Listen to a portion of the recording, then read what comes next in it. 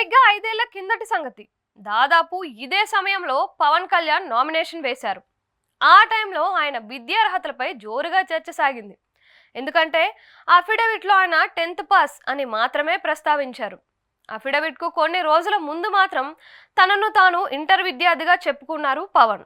నాగబాబు అయితే మరో అడుగు ముందుకేసి ఇంటర్మీడియట్తో పాటు కొన్ని ఐటీ సబ్జెక్టుల్లో డిగ్రీ హోల్డర్ అంటూ ఇష్టం వచ్చినట్లు ఏదో మాట్లాడేశారు. తాను ఎల్ఎల్బి చదివి మద్రాస్ బార్ కౌన్సిల్లో రిజిస్టర్ చేసుకున్నానని, చిరంజీవి డిగ్రీ పాస్ అయ్యారని, ఒక చెల్లెలు ఎంబీబీఎస్, మరో చెల్లెలు డిగ్రీ చదివిందని చెప్పిన నాగబాబు కళ్యాణ్ బాబు ఇంటర్మీడియట్ కాకుండా కొన్ని ఐటీ సబ్జెక్టుల్లో డిగ్రీ హోల్డర్ అని ముక్తాయించారు. ఆ టైంలో నెటిజన్ల ట్రోలింగ్కు అడ్డంగా దొరికిపోయారు.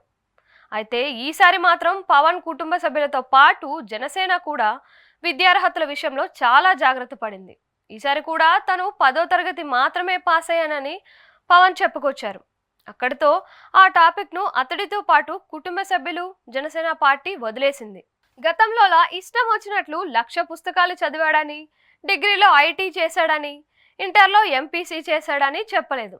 ఇక తన అఫిడవిట్లో ఆస్తులు, అప్పుల వివరాల్ని భారీగా ప్రకటించారు పవన్ కళ్యాణ్. ఈ 5 ఏళ్లలో పవన్ ఆస్తులు 215% పెరిగాయి.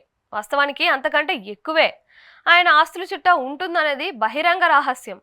ఆ విషయానికి వస్తే పవన్ది మాత్రమే కాదు, అఫిడవిట్ సమర్పించిన ఏ నాయకుడి ఆస్తి అయినా ఎక్కువగానే ఉంటుంది. 2019లో 5 కోట్ల రూపాయల అప్పు చూపించిన పవన్ కళ్యాణ్ ఈసారి మాత్రం తన అప్పును అమాంతం 65 కోట్లకు పెంచేశారు. అప్పుడు 5 కోట్ల అప్పుడు మైత్రి మూవీ మేకర్స్ పేరిట చూపించారు పవన్.